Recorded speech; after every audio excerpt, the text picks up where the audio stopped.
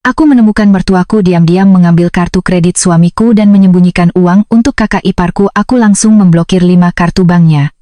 Aku baru tahu keluarga suamiku mencuri uang dari rumah tanggaku ketika 5 notifikasi transaksi gagal masuk ke ponselku dalam waktu kurang dari 3 menit. Pukul 12:47 malam. Aku sedang duduk di ruang makan, menghitung biaya sekolah anakku, Dika, sambil menunggu suamiku pulang dari luar kota. Hujan turun deras di luar. Lampu dapur menyala kuning redup. Di meja ada buku tabungan, laptop, dan secangkir teh yang sudah dingin sejak 1 jam lalu. Lalu ponselku bergetar. Transaksi kartu kredit berakhir 88812 ditolak. Nominal, Rp25 milioni. Lokasi, ATM bersama, Cempaka Timur. Aku mengerutkan kening. Kartu itu atas nama suamiku, Fajar Adinata. Tapi kartu itu biasanya kusimpan di laci terkunci bersama dokumen rumah. Kami sepakat kartu kredit hanya dipakai untuk kebutuhan darurat, biaya rumah sakit, atau pembayaran besar yang sudah kami bicarakan. Belum sempat aku berdiri, notifikasi kedua masuk. Transaksi kartu debit berakhir 4.421 ditolak. Nominal Rp18.500.000. Lokasi, minimarket Cempaka Timur. Lalu notifikasi ketiga. Cash advance kartu kredit berakhir 0198 gagal diproses. Nominal Rp30.000. Keempat, kelima, semua dari area yang sama. Cempaka Timur, area rumah mertua. Tanganku mulai dingin. Aku membuka aplikasi mobile banking. 5 kartu yang terhubung dengan rekening Fajar menunjukkan percobaan transaksi beruntun. Sebagian kartu kredit, sebagian kartu debit, sebagian kartu tambahan untuk rekening rumah tangga. Aku berdiri dan berjalan cepat ke kamar. Laci dokumen terkunci, tapi kuncinya tidak berada di tempat biasa. Biasanya kunci itu kusimpan di kotak kecil di rak buku, di balik album foto. Malam itu, kotak itu kosong. Dadaku mulai berdegup keras. Aku membuka laci cadangan tempat Fajar menyimpan dompet lama. Kosong. Aku membuka kotak jam tangan. Kosong. Aku mencari di folder dokumen. 5 kartu itu hilang. Bukan 1. 5. Aku duduk di tepi tempat tidur, menatap ruang kosong di laci seperti melihat lubang besar yang tiba-tiba terbuka di bawah rumah tanggaku. Saat itulah ponselku berdering. Nama yang muncul di layar membuat seluruh tubuhku menegang. Bu Marni. Ibu mertuaku. Aku menatap layar beberapa detik sebelum mengangkat. Belum sempat aku bicara, suaranya sudah meledak. Rara, kamu apakan kartu Fajar? Aku menutup mata. Jadi benar, aku tidak menjawab langsung. Bu, kartu apa? Jangan pura-pura bodoh, kartu Fajar tidak bisa dipakai. Ibu sedang butuh uang mendadak. Aku menatap laci kosong di depanku. Kenapa kartu Fajar ada di tangan ibu? Hening. 1 detik, 2 detik. Lalu Bu Marni berkata dengan nada lebih keras, ini kartu anak ibu sendiri. Apa salahnya ibu pakai sebentar? Aku tertawa kecil. Bukan karena lucu, karena terkadang rasa sakit datang begitu aneh, sampai tubuh memilih tertawa agar tidak langsung menangis. Bu, kartu itu ada di laci terkunci di rumah saya. Ya, ibu ambil waktu datang kemarin. Fajar anak ibu. Uang Fajar juga uang keluarga. Kalimat itu membuat darahku terasa mendidih. Kemarin sore, Bu Marni memang datang membawa sayur lodeh dan kue lapis. Ia bilang rindu Dika.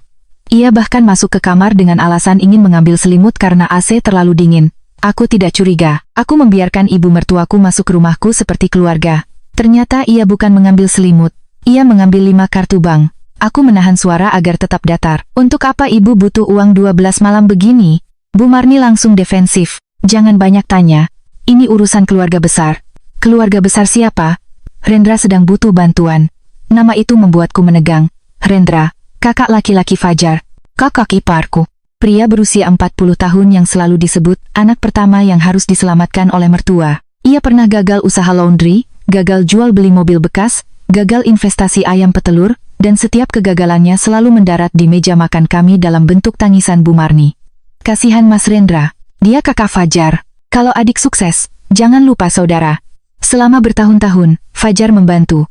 Awalnya 5 juta, lalu 10, lalu puluhan. Aku diam karena mengira itu bantuan keluarga. Tetapi setahun terakhir, kondisi kami berubah. Cicilan rumah naik, biaya sekolah Dika bertambah. Aku sedang menabung untuk operasi mata ibuku. Kami sepakat tidak lagi memberi uang kepada Rendra tanpa perhitungan jelas. Kesepakatan itu rupanya hanya berlaku untukku, bukan untuk keluarga suamiku. Aku bertanya pelan, Rendra butuh uang untuk apa? Bu Marni menghela napas kasar. Dia ada masalah sedikit. Utang? Ibu bilang jangan banyak tanya. Suara laki-laki terdengar samar di belakangnya. Bu, cepatlah. Orangnya nunggu. Aku mengenal suara itu. Pak Hadi, ayah mertuaku. Jadi bukan hanya Bu Marni, mereka berdua ada di sana, dengan kartu-kartu Fajar. Malam-malam, di dekat ATM, mencoba menarik puluhan juta untuk Rendra. Aku berdiri, Bu, semua kartu sudah saya blokir sementara. Bu Marni menjerit, kamu berani memblokir kartu anak ibu? Berani, karena kartu itu dicuri dari rumah saya. Curi? Mulutmu jangan kurang ajar. Ibu ini mertuamu. Justru karena ibu mertua saya masih bertanya baik-baik. Kalau orang lain yang mengambil kartu dari laci terkunci, saya sudah melapor. Hening lagi. Kali ini lebih panjang. Lalu suara Bu Marni turun, berubah tajam. Rara, kamu jangan macam-macam. Kalau Fajar tahu kamu memperlakukan ibunya seperti pencuri, dia bisa marah besar. Aku menatap foto pernikahanku di dinding. Aku dan Fajar tersenyum di sana. Di foto itu, Bu Marni berdiri di samping kami dengan wajah bahagia. Pak Hadi menepuk bahu Fajar seolah menitipkan anaknya kepadaku. Saat itu aku tidak tahu bahwa suatu hari, mereka akan merasa berhak mengambil uang dari rumah tanggaku diam-diam. Bu, kataku pelan, Fajar akan tahu malam ini. Aku menutup telepon. Tanganku gemetar, tetapi pikiranku mulai jernih. Aku membuka aplikasi bank dan memblokir permanen semua kartu yang hilang. Satu persatu. Kartu kredit utama. Kartu debit rekening gaji Fajar, kartu tambahan belanja rumah. Kartu kredit cadangan, kartu ATM rekening tabungan keluarga. 5 kartu. Aku menekan tombol blokir terakhir dengan napas tertahan. Lalu aku menghubungi call center bank, meminta catatan seluruh percobaan transaksi malam itu, lokasi ATM, dan laporan penyalahgunaan kartu. Petugas meminta verifikasi. Aku menjawab semua dengan suara yang berusaha stabil. Bu, apakah kartu berada di tangan pemilik? Tanya petugas. Aku menatap laci kosong. Tidak, kartu diambil tanpa izin dari rumah kami. Apakah ibu ingin membuat laporan kehilangan dan penyalahgunaan? Iya. Sambil menunggu email konfirmasi dari bank, aku membuka laptop dan memeriksa mutasi 3 bulan terakhir, yang kulihat membuat napasku berhenti. Transfer kecil, 3 juta, 5 juta, 7 juta, 12 juta. Ada yang ke rekening Bu Marni, ada yang ke rekening Pak Hadi, ada yang ke rekening atas nama Rendra Prasetyo. Sebagian dari rekening Fajar, sebagian dari rekening rumah tangga, sebagian dari kartu kredit yang dibayar otomatis dari rekening bersama kami, totalnya bukan 10 atau 20 juta. Dalam 3 bulan, hampir 160 juta rupiah mengalir keluar. 160 juta. Sementara aku menunda membeli kacamata baru, untuk Dika karena ingin menyisihkan uang sekolah. Sementara aku menolak ajakan ibuku kontrol mata ke dokter spesialis, karena merasa biaya bulan ini terlalu berat. Sementara aku memasak lebih hemat, membandingkan harga beras, dan menahan diri tidak membeli sepatu kerja baru, karena Fajar berkata keuangan kami harus dikencangkan. Aku menatap angka-angka itu dengan mata panas. Seseorang di rumah tangga ini memang mengencangkan ikat pinggang, tapi bukan keluarga suamiku. Mereka membuka dompet kami dari belakang. Aku mengambil tangkapan layar satu persatu. Transfer, tagihan kartu, cash advance, pembelian di toko elektronik, pembayaran ke perusahaan pinjaman online. Namaku mungkin tidak tercantum sebagai pemegang kartu, tetapi rekening rumah tangga kami ikut membayar tagihan itu. Uang yang seharusnya untuk keluarga kecilku dipakai menutup lubang yang tidak pernah kutahu ujungnya. Pukul 1:20, Fajar menelepon. Ia sedang dinas di Surabaya. Wajahnya muncul di layar video call, lelah dan bingung. Ra, ibu telepon aku berkali-kali. Katanya kamu memblokir semua kartuku. Apa yang terjadi? Aku menatap suamiku. Dulu, aku mungkin akan langsung menangis. Memintanya menjelaskan. Menuduh. Berteriak, tapi malam itu aku terlalu marah untuk berantakan. Aku hanya berkata, kamu tahu kartu-kartumu hilang? Fajar mengerutkan kening. Hilang?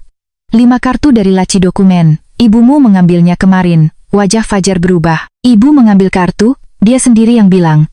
Fajar mengusap wajah. Mungkin ibu panik. Rendra mungkin ada masalah. Aku menatapnya tanpa berkedip. Kamu sudah tahu Rendra butuh uang? Ia diam. Diam itu menjawab lebih cepat daripada kata-kata. Fajar, kataku pelan, kamu tahu, ia menarik napas. Aku tahu Mas Rendra sedang kesulitan, tapi aku tidak tahu ibu mengambil kartu dari rumah kita. Apakah kamu tahu selama 3 bulan terakhir ada hampir 160 juta keluar ke orang tuamu dan Rendra? Wajahnya pucat. Sebanyak itu? Aku membalik laptop ke arah kamera dan menunjukkan mutasi rekening. Ini transfer ke Bu Marni. Ini ke Pak Hadi. Ini ke Rendra. Ini cash advance. Ini pembayaran pinjaman online. Ini toko elektronik. Ini semua dari rekening atau kartu yang kita bayar bersama. Fajar menunduk. Ra, aku memang pernah membantu beberapa kali, tapi tidak sebanyak itu. Beberapa kali tanpa memberitahuku? Ia diam lagi. Aku tertawa pahit. Jadi kamu tidak tahu mereka mengambil kartu? Tapi kamu tahu mereka mengambil uang. Rara, mereka keluargaku. Aku menatapnya. Lalu aku dan Dika apa? Kalimat itu membuatnya terdiam total. Aku melanjutkan. Kamu bilang kita harus hemat. Kamu bilang uang sekolah Dika harus direncanakan ulang. Kamu bilang biaya dokter ibuku tunggu bulan depan. Tapi diam-diam uang rumah kita dipakai menutup utang kakakmu. Fajar menutup mata. Aku takut kamu marah. Dan menurutmu aku tidak akan marah saat mengetahuinya dari notifikasi transaksi tengah malam? Ia tidak menjawab. Ponselku bergetar lagi. Pesan WhatsApp masuk dari grup keluarga besar Fajar. Bu Marni menulis, mulai sekarang semua tahu. Rara memblokir kartu Fajar saat kakaknya sedang butuh pertolongan. Menantu zaman sekarang tega membiarkan saudara suami jatuh. Pak Hadi menambahkan, uang anak laki-laki tetap milik orang tuanya. Jangan sampai istri menguasai suami. Lalu Rendra menulis, aku tidak minta uang murah, aku cuma pinjam dari adikku. Jangan merasa paling berhak. Aku membaca pesan-pesan itu dengan dada bergetar. Fajar juga pasti membacanya. Karena wajahnya semakin tegang di layar, aku mengetik balasan. Tidak panjang, hanya satu kalimat. 5 kartu bank diambil dari laci rumah saya tanpa izin. Semua bukti transaksi dan percobaan penarikan sudah saya simpan. Grup langsung hening. Beberapa detik kemudian, Bu Marni menelepon lagi. Aku tidak mengangkat. Lalu Pak Hadi menelepon. Aku tidak mengangkat. Rendra menelepon. Aku tidak mengangkat. Aku hanya mengambil tangkapan layar semua panggilan itu. Fajar berkata pelan dari video call, Ra, jangan buat ini besar. Aku menatapnya. Besar? Fajar, 5 kartu dicuri dari rumah kita. Uang sekolah anak kita dipakai membayar masalah kakakmu. Orang tuamu menyebutku istri yang menguasai suami karena aku menghentikan transaksi ilegal. Menurutmu ini belum besar? Ia mengusap wajah. Aku akan pulang besok pagi. Kita bicara? Kita akan bicara. Tapi bukan hanya berdua. Maksudmu? Aku akan minta bank mengirim laporan transaksi. Aku akan minta rekaman CCTV ATM malam ini. Aku akan cetak semua mutasi. Dan aku ingin kamu mengundang orang tuamu serta Rendra ke rumah. Kalau mereka merasa uang itu hak mereka, mereka harus mengatakannya di depan semua bukti. Fajar menatapku seperti baru melihat orang asing. Ra, aku memotong. Dan satu lagi. Mulai malam ini, rekening bersama dibekukan sementara. Aku sudah memindahkan dana sekolah Dika ke rekening atas namaku. Bukan untuk mengambil uangmu. Untuk memastikan anak kita tidak ikut membayar utang kakakmu. Wajah Fajar campur aduk antara malu, takut, dan marah. Kamu tidak percaya padaku? Aku tersenyum sedih. Kepercayaan tidak hilang karena aku mengunci kartu. Kepercayaan hilang saat kamu membiarkan keluargamu membuka dompet rumah tangga kita dari belakang. Ia terdiam lama. Lalu berkata lirih, aku tidak tahu harus bagaimana menghadapi mereka. Aku menatapnya. Besok kamu akan belajar. Aku menutup panggilan. Malam itu, aku tidak tidur. Aku membuat folder di laptop dengan nama bukti kartu Fajar. Di dalamnya kusimpan semua. Tangkapan layar transaksi, notifikasi gagal, rekaman panggilan Bu Marni yang sempat kurekam setelah ia menelepon ulang, chat grup keluarga, riwayat mutasi, dan email dari bank tentang pemblokiran 5 kartu. Pukul 3 pagi, email dari bank masuk. Ada lampiran laporan percobaan transaksi, lokasi ATM sama. Waktu sama, nilai transaksi beruntun. Dan di bagian catatan, petugas menulis bahwa nasabah meminta penyelidikan karena kartu diduga digunakan tanpa izin. Aku menyimpan email itu. Lalu ponselku bergetar sekali lagi. Pesan dari nomor tidak dikenal. Bu Rara, saya kasir minimarket Cempaka Timur. Tadi ada ibu dan bapak tua panik karena kartu gagal. Mereka bersama laki-laki bernama Rendra. Saya dengar mereka bilang, kalau Rara tidak blokir, malam ini uangnya sudah aman. Saya kenal ibu dari foto keluarga di dompet Pak Fajar. Saya rasa ibu harus tahu. Di bawah pesan itu ada satu foto. Foto dari kamera belakang minimarket. Bu Marni memegang kartu. Pak Hadi berdiri gelisah. Dan Rendra, kakak iparku, membawa amplop coklat besar di tangannya. Aku memperbesar foto itu. Di amplop tersebut tertulis dengan spidol hitam, setoran awal jangan sampai Rara tahu. Tanganku mengepal.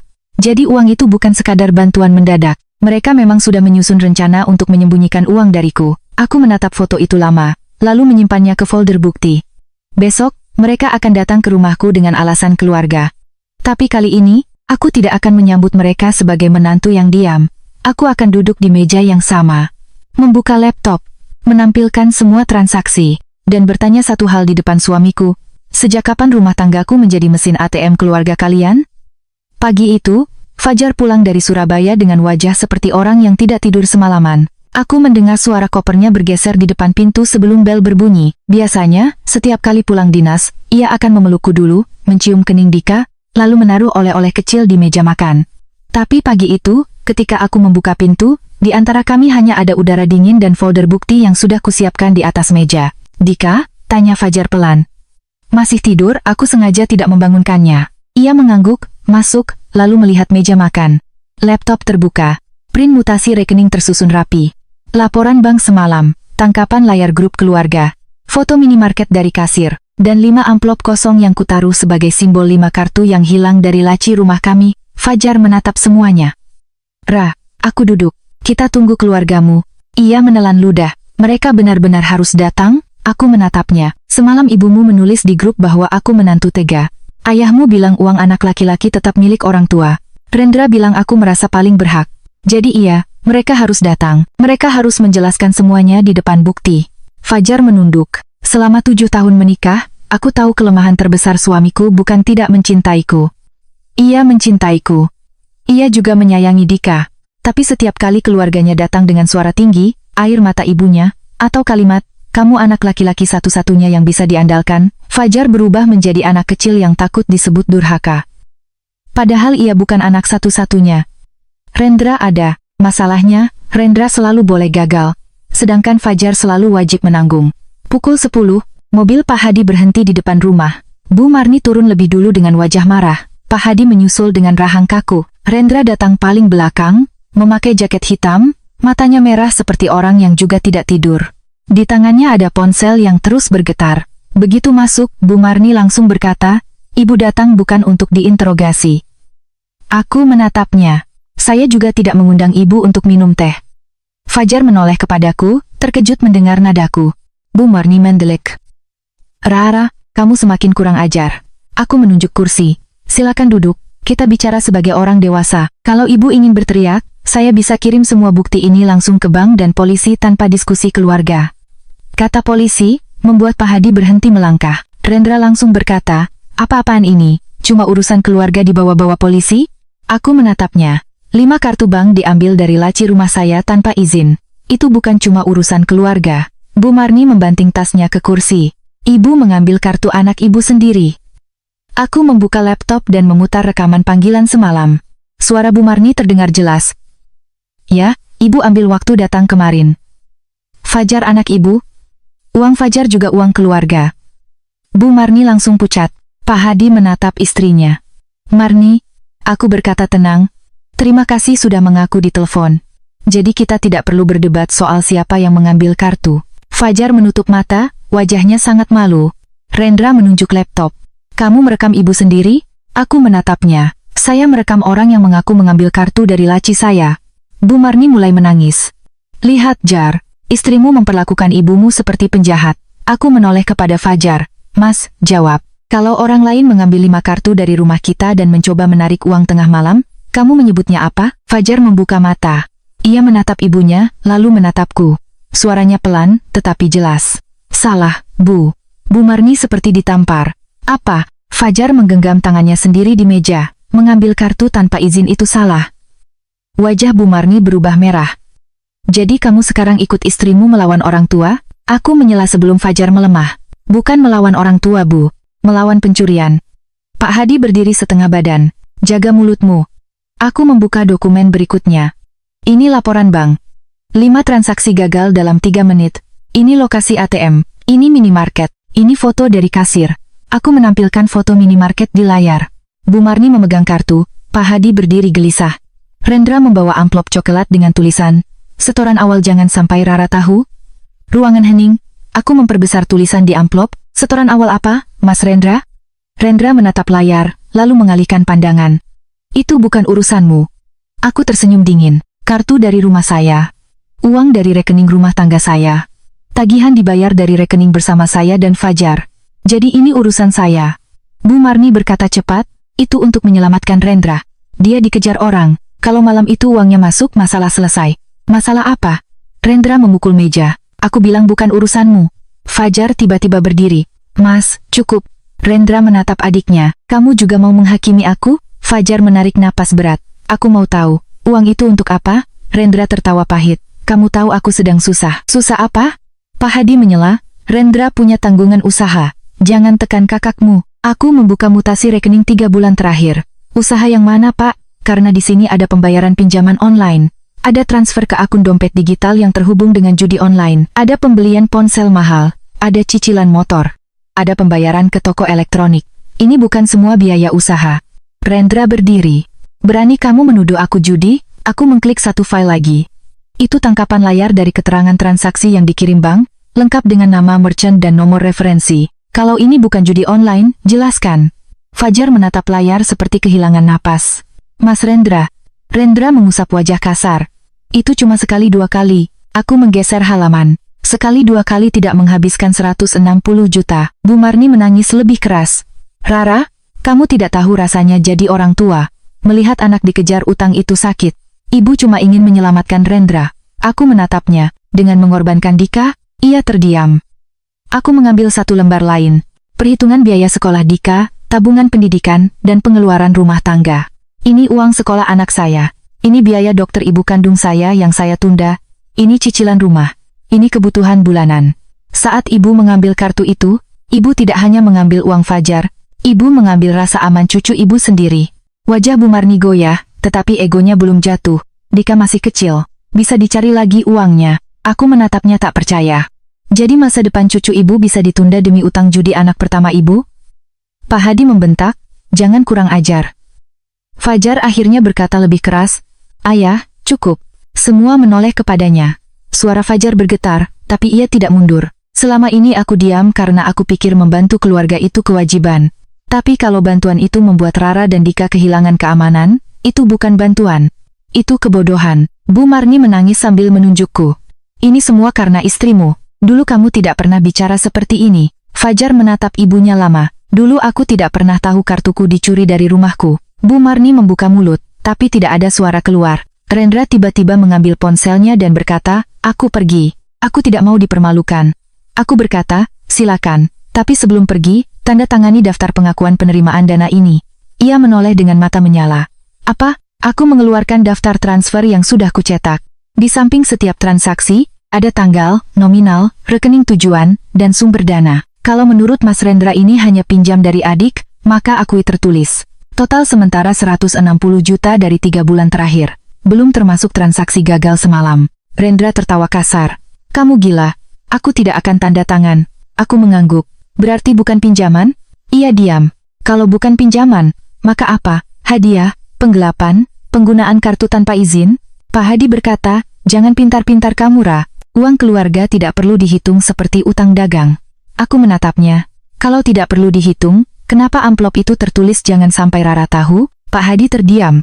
Untuk pertama kalinya, tidak ada satupun dari mereka punya jawaban. Fajar duduk kembali, wajahnya hancur. Ia menatap daftar transfer itu lama, seolah baru memahami berapa banyak kebohongan yang selama ini mengalir melalui rekeningnya. Mas, kataku pelan kepada Fajar, aku perlu kamu jawab di depan mereka. Berapa kali kamu memberikan uang kepada Rendra tanpa memberitahuku? Fajar menutup mata. Beberapa kali. Nominal terbesar, ia menelan ludah. 20 juta. Dari rekening bersama, ia mengangguk. Bu Marni langsung berkata, itu adiknya membantu kakaknya. Aku menatap Fajar. Bukan Bu Marni. Apakah kamu tahu ada kartu yang mereka ambil? Tidak. Apakah kamu tahu mereka mencoba cash advance tengah malam? Tidak. Apakah kamu setuju 5 kartu itu dipakai tanpa izinku? Fajar menatap ibunya. Lalu berkata lirih, tidak. Bu Marni berdiri. Fajar kali ini tidak menunduk. Bu, aku sudah salah karena diam. Tapi Rara benar, ini sudah melewati batas. Rendra tertawa sinis. Kamu takut istrimu? Fajar menoleh kepadanya. Aku takut kehilangan keluargaku karena terus menyelamatkan kebohonganmu. Kalimat itu menghantam ruangan lebih keras daripada bentakan Pak Hadi. Rendra terdiam. Aku mengira pertemuan itu akan berakhir di sana, dengan kemarahan dan penyangkalan. Tapi ponselku tiba-tiba bergetar. Email baru dari bank. Aku membukanya. Ada lampiran tambahan. Catatan bahwa salah satu kartu kredit Fajar pernah digunakan untuk mengajukan fasilitas dana tunai 3 minggu lalu melalui aplikasi Mitra. Pengajuan itu tidak berhasil karena verifikasi gagal, namun nomor kontak darurat yang dimasukkan bukan nomorku. Nomor itu milik Bu Marni. Aku menatap layar, lalu membuka lampiran berikutnya. Di formulir digital, Tertulis tujuan dana, modal usaha keluarga atas nama Rendra Prasetyo, dan di kolom persetujuan pasangan, ada nama Rara Ayuning Tias. Tanganku dingin, ada tanda tangan digital yang diklaim sebagai persetujuanku. Aku tidak pernah menandatangani apapun. Aku menatap Fajar. Mas, kamu tahu pengajuan dana tunai atas kartumu memakai namaku sebagai persetujuan pasangan? Wajah Fajar berubah pucat. Apa? Aku memutar laptop ke arah semua orang. Bu Marni langsung menunduk. Gerakan itu terlalu cepat untuk disebut kebetulan. Aku menatapnya. Ibu tahu, ia tidak menjawab. Pak Hadi berkata, itu cuma formalitas. Aku berdiri perlahan. Formalitas memakai nama saya tanpa izin? Rendra memaki pelan.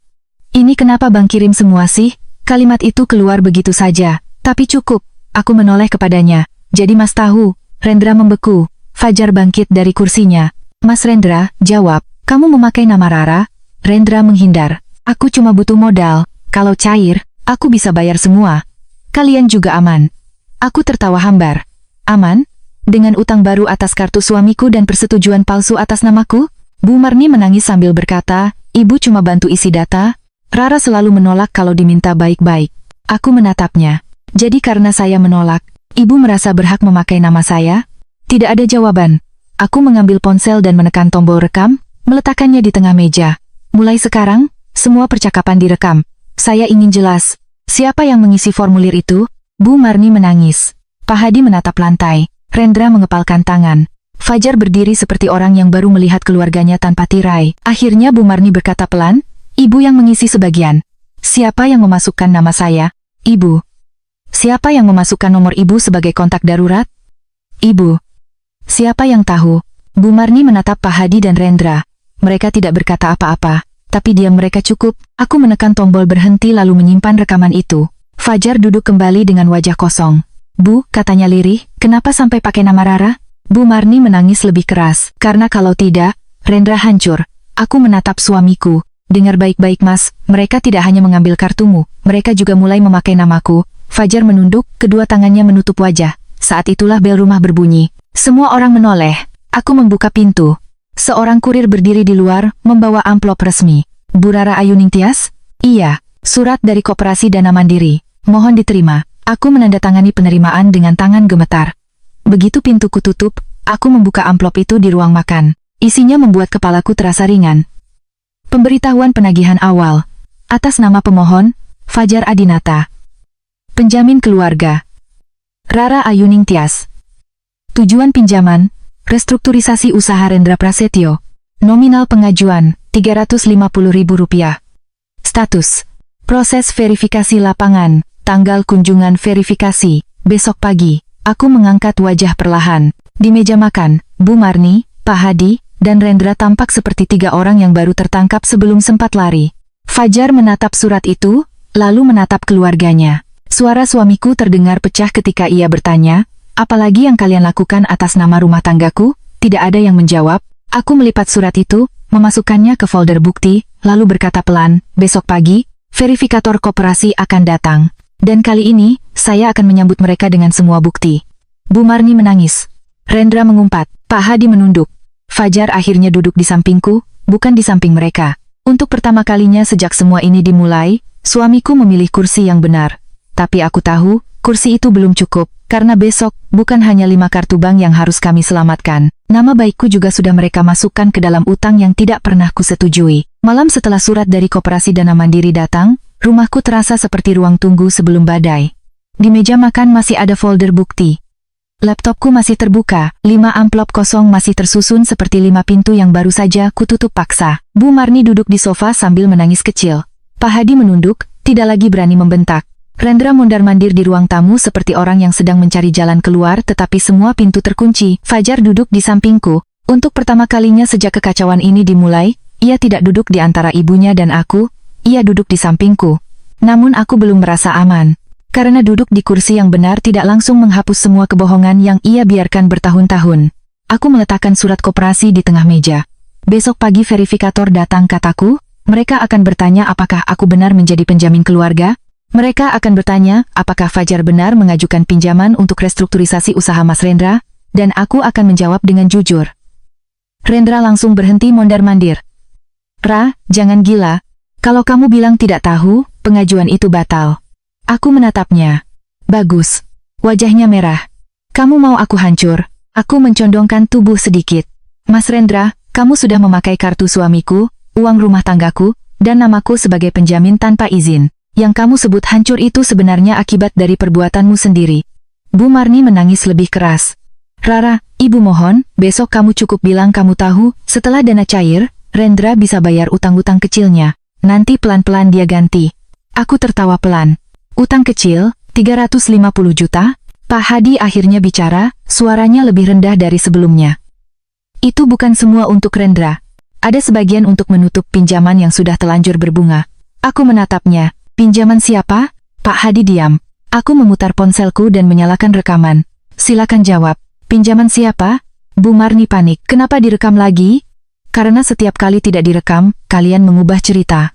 Fajar menatap ayahnya. Ayah, jawab, pinjaman siapa? Pak Hadi menutup mata. Sebagian atas nama ibu, Fajar seperti tersedak. Apa? Bu Marni menangis sambil menutup wajah. Rendra tidak bisa pinjam lagi. Namanya sudah jelek di beberapa tempat. Jadi ibu membantu pakai nama ibu. Aku menatap mereka satu persatu. Jadi bukan hanya Fajar yang dijadikan mesin ATM. Ibu juga mulai ikut menanggung utang Mas Rendra. Rendra membentak, aku akan bayar kalau usahaku jalan. Aku menoleh kepadanya. Usaha apa? Ia diam. Ayam petelur yang gagal? Laundry yang tutup, mobil bekas yang uangnya hilang, atau judi online yang kamu sebut cuma sekali dua kali? Rendra maju satu langkah. Fajar langsung berdiri. Mas, jangan. Rendra menunjuk Fajar. Kamu berubah karena istrimu. Dulu kamu selalu bantu aku. Fajar menatap kakaknya dengan mata merah. Dulu aku kira aku membantu kakakku bangkit. Ternyata aku hanya membiarkan kakakku tenggelam, sambil menarik keluargaku ikut masuk. Kalimat itu membuat Rendra terdiam. Aku melihat wajah Fajar. Ada sakit di sana, ada rasa bersalah, ada amarah. Tapi kali ini amarahnya tidak diarahkan kepadaku. Malam itu, aku meminta mereka pulang. Bu Marni menolak. Ia berkata ingin menginap agar bisa melunakkan hatiku sebelum verifikator datang. Aku menolak dengan tegas. Mulai malam ini, rumah ini bukan tempat orang menekan saya, kataku. Besok kalian boleh datang saat verifikator hadir. Tapi kalau malam ini ada yang mencoba masuk ke kamar, mengambil dokumen, atau menekan saya langsung lapor. Pak Hadi menatapku lama, lalu menarik tangan Bu Marni. Mari pulang. Rendra keluar terakhir.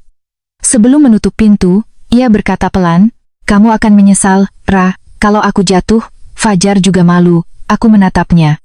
Lebih baik malu karena kebenaran daripada bangkrut karena kebohongan. Pintu tertutup, rumah akhirnya sunyi. Fajar duduk kembali di meja makan. Tubuhnya tampak lelah, tetapi aku tidak memberinya ruang untuk bersembunyi di balik lelah. Mas, kataku, aku butuh semua akses rekeningmu malam ini. Ia menatapku. Semua? Semua, kartu yang hilang sudah diblokir, tapi aku tidak tahu ada berapa aplikasi pinjaman, dompet digital, paylater, atau fasilitas dana tunai yang mungkin pernah dipakai keluargamu melalui datamu. Ia menunduk sebentar, lalu mengangguk. Kamu benar. Kami duduk sampai hampir subuh. Satu persatu, Fajar membuka aplikasi bank, email, SMS, dompet digital, dan riwayat pengajuan kredit. Dari sana, lubang lain mulai terlihat.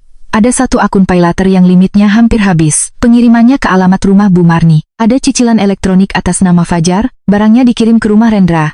Ada satu aplikasi pinjaman yang pernah mengirim OTP ke nomor Fajar, tetapi pengajuannya gagal. Ada email lama dari koperasi yang menunjukkan bahwa Rendra pernah mencoba menjadikan Fajar sebagai penjamin, tetapi Fajar menolak. Beberapa minggu setelah itu, muncul pengajuan baru dengan namaku sebagai penjamin keluarga.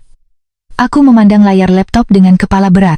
Mas, kenapa kamu tidak memberitahuku saat Rendra pertama kali mencoba menjadikanmu penjamin? Fajar menutup wajah dengan kedua tangan. Aku malu. Aku pikir aku bisa mengatasinya sendiri. Dengan menyembunyikan, aku salah. Aku diam. Kata salah mulai terdengar terlalu kecil untuk menampung kerusakan yang sudah terjadi. Pagi harinya, pukul 9 tepat, dua orang dari Koperasi Dana Mandiri datang ke rumah. Seorang pria bernama Pak Damar dan seorang perempuan bernama Bu Siska. Mereka membawa map, formulir verifikasi, dan wajah sopan yang berubah serius ketika melihat di ruang tamu sudah ada aku, Fajar, Bu Marni, Pak Hadi, Rendra, serta sepupuku, Nanda, yang bekerja sebagai konsultan hukum. Aku memang menghubungi Nanda setelah subuh. Aku tidak ingin menghadapi verifikasi itu tanpa pendamping. Pak Damar membuka pembicaraan. Kami datang untuk verifikasi pengajuan pinjaman atas nama Pak Fajar Adinata, dengan penjamin keluarga Ibu Rara Ayuning Tias, terkait restrukturisasi usaha Bapak Rendra Prasetyo, aku mengangkat tangan. Sebelum Bapak lanjut, saya ingin menyatakan bahwa saya tidak pernah menyetujui menjadi penjamin, saya tidak pernah mengisi formulir, saya tidak pernah menandatangani dokumen apapun, nama saya digunakan tanpa izin. Wajah Pak Damar langsung berubah. Bu Siska menoleh ke formulir. Bu Rara tidak mengetahui pengajuan ini? Tidak, saya baru tahu dari surat yang datang kemarin. Rendra langsung menyela. Itu salah paham keluarga, Pak. Ibu Rara sebenarnya tahu, hanya sedang emosi. Aku menatapnya. Mas Rendra, hati-hati. Semua percakapan hari ini direkam. Nanda meletakkan ponsel di meja. Dengan pemberitahuan terbuka, percakapan ini direkam untuk kepentingan klarifikasi dan perlindungan hukum. Pak Damar mengangguk. Kami juga perlu mencatat situasi ini.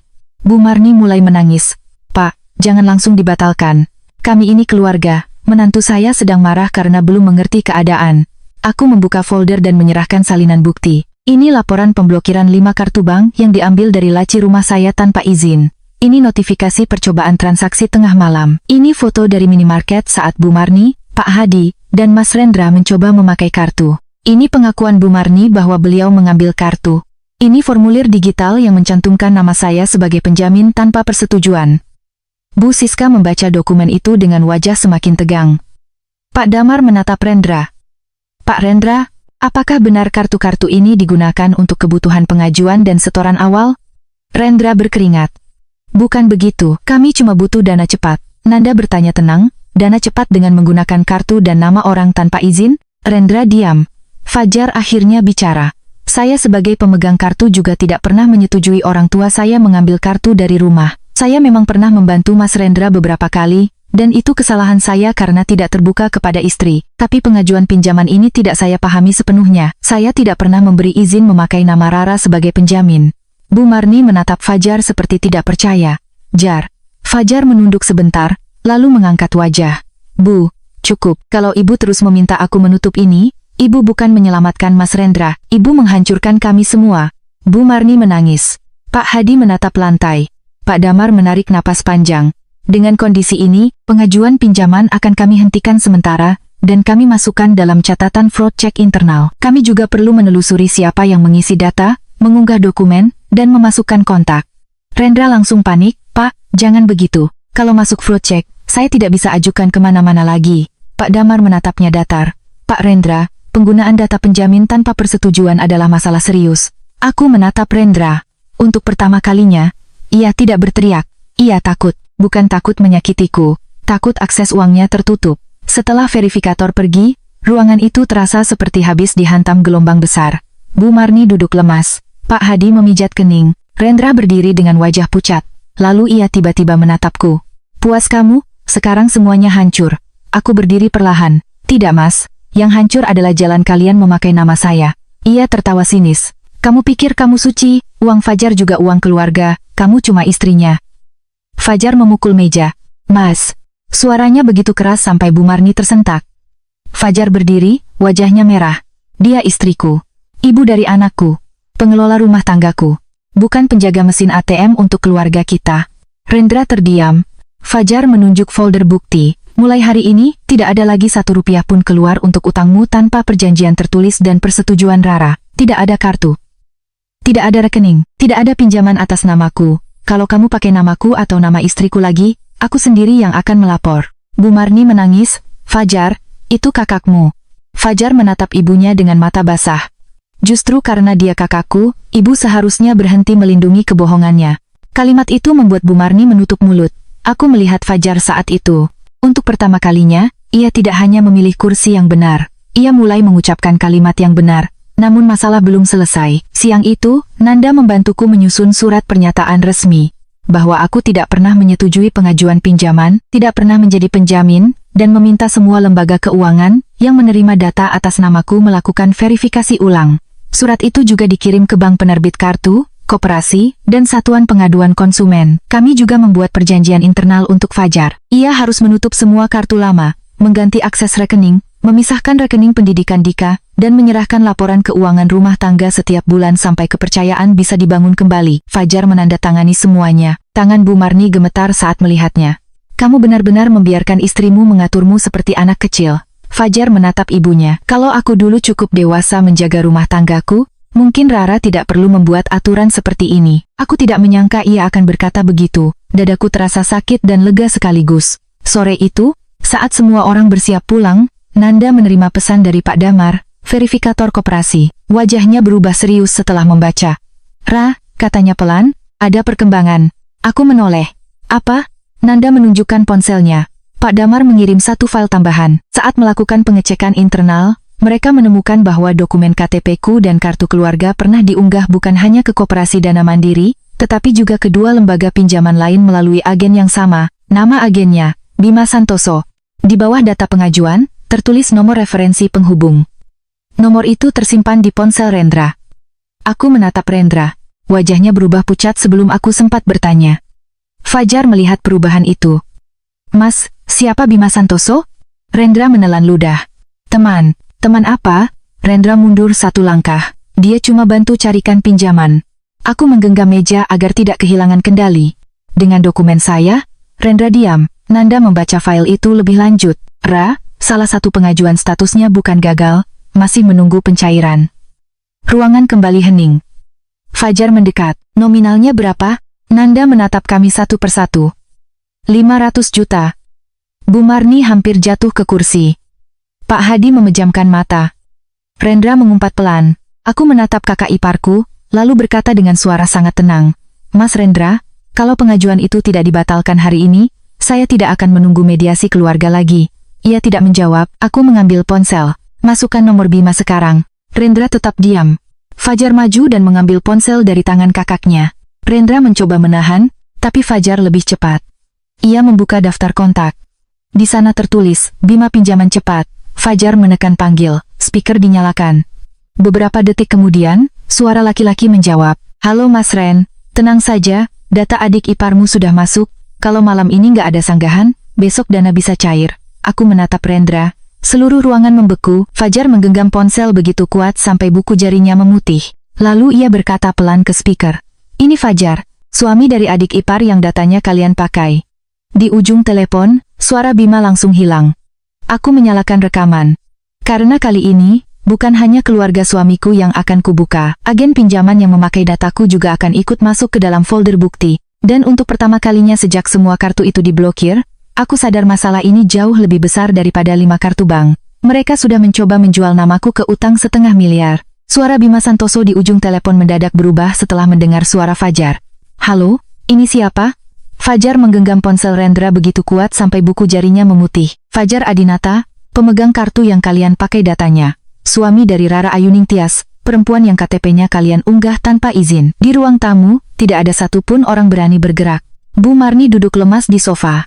Pak Hadi menatap lantai. Rendra berdiri kaku dengan wajah pucat. Nanda menyalakan rekaman dari ponselnya dan meletakkannya di tengah meja.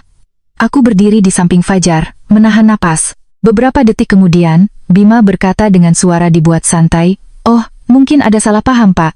Ini pengajuan keluarga, saya hanya membantu proses." Aku maju sedikit. "Salah paham apa Pak Bima? Anda baru saja berkata data adik ipar sudah masuk dan kalau malam ini tidak ada sanggahan, besok dana 500 juta bisa cair." "Hening." Lalu Bima menjawab lebih hati-hati, "Ibu siapa?" "Rara Ayuning Tias, orang yang datanya Anda pakai tanpa persetujuan." Suara di ujung telepon langsung berubah. "Bu, kalau ada keberatan, silakan bicarakan dengan keluarga dulu. Jangan langsung menyalahkan agen. Kami hanya menerima dokumen dari pemohon."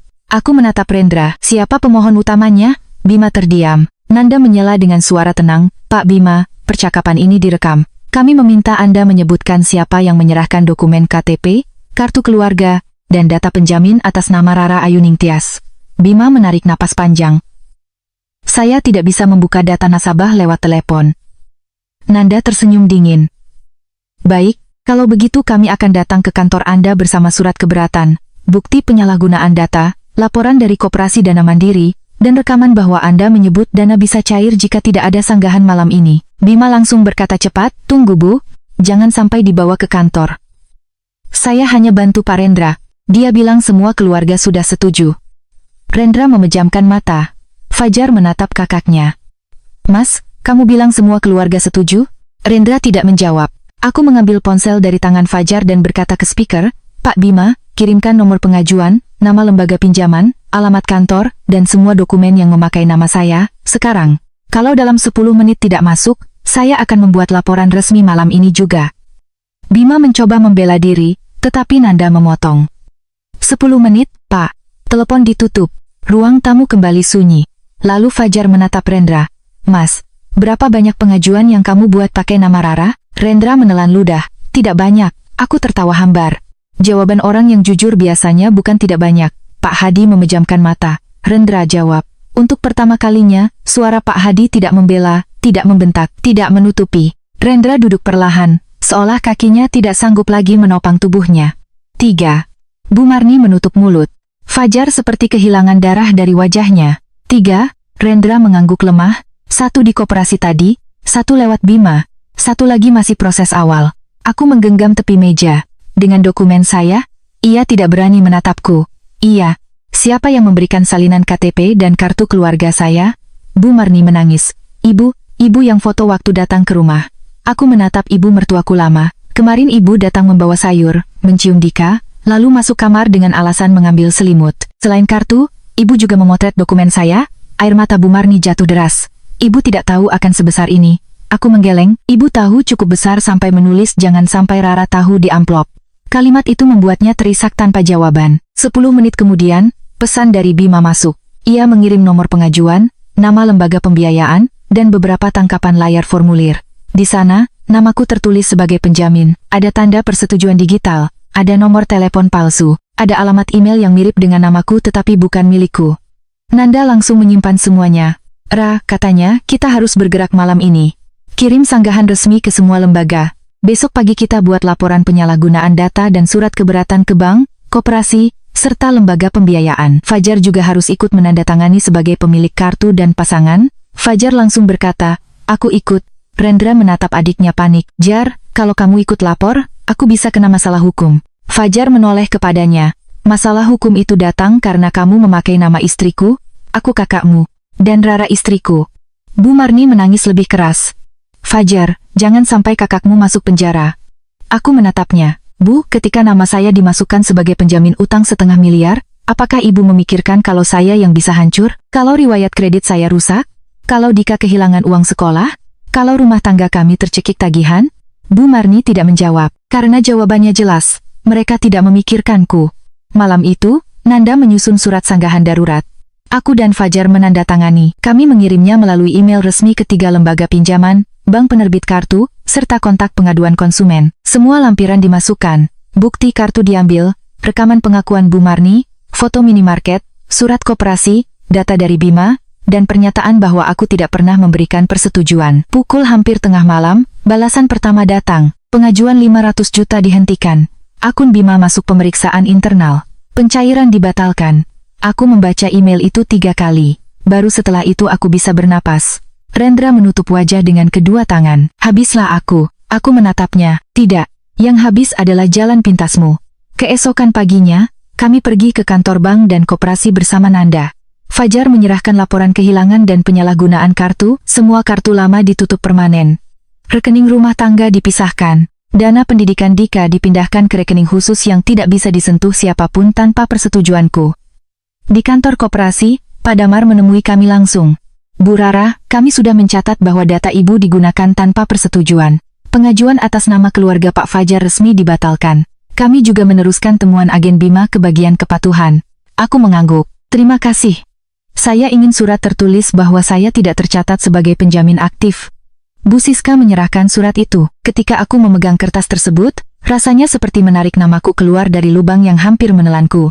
Setelah itu, kami mendatangi kantor Bima. Begitu melihat kami datang bersama Nanda, Bima langsung kehilangan keberaniannya. Ia mengakui menerima dokumen dari Rendra dan Bu Marni, membantu mengisi formulir, dan memakai email palsu karena keluarga sudah sepakat. Nanda meminta pengakuan tertulis. Awalnya ia menolak, namun setelah Fajar menunjukkan rekaman telepon dan bukti pengajuan, Bima akhirnya menandatangani pernyataan bahwa aku tidak pernah hadir, tidak pernah memberi izin, dan tidak pernah menyerahkan dokumen langsung kepadanya. Rendra berdiri di sudut ruangan seperti orang yang mulai menyadari temboknya runtuh dari semua sisi. Sore harinya, pertemuan keluarga terakhir dilakukan di rumahku. Tapi kali ini, bukan mereka yang datang membawa tuntutan. Aku yang membuka meja dengan perjanjian. Di atasnya tertulis beberapa poin. Rendra mengakui menerima dana dari rekening keluarga kami, mengakui penggunaan data tanpa izin, dan menyetujui rencana pengembalian. Bu Marni dan Pak Hadi mengakui mengambil kartu dari laci rumahku, memotret dokumen tanpa izin, serta tidak akan lagi meminta, mengambil, atau menggunakan akses keuangan Fajar dan aku. Jika satu poin dilanggar, kami akan menempuh jalur hukum penuh. Bu Marni membaca kertas itu sambil menangis. Rara, apakah ibu seburuk itu di matamu? Aku menatapnya.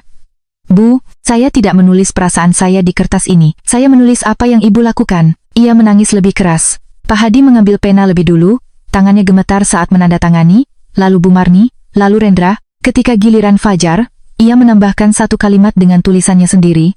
Saya, Fajar Adinata, berjanji tidak akan lagi memberikan bantuan keuangan kepada keluarga besar tanpa pengetahuan dan persetujuan istri saya, terutama jika dana itu menyangkut kebutuhan rumah tangga dan masa depan anak kami.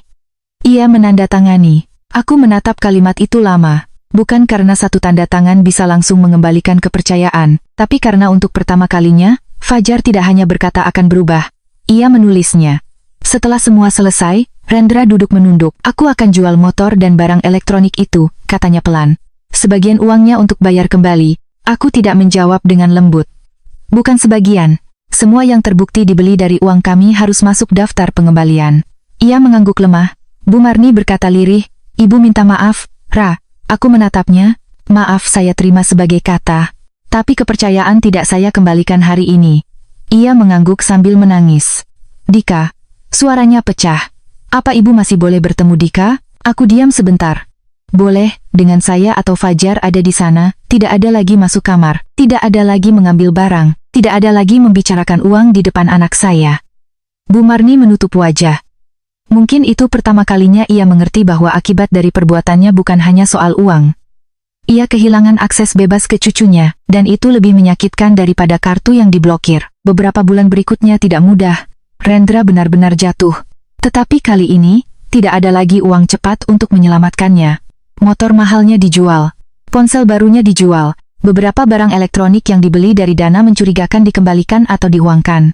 Ia harus bernegosiasi langsung dengan pemberi pinjaman yang sah, mengikuti konseling keuangan, dan menutup akun judi online yang selama ini ia sebut, sekali dua kali. Bu Marni beberapa kali masih mencoba menangis kepada Fajar, tetapi Fajar belajar menjawab, Bu, aku sayang ibu, tapi aku tidak akan membayar kebohongan lagi. Kalimat itu tidak langsung mudah baginya.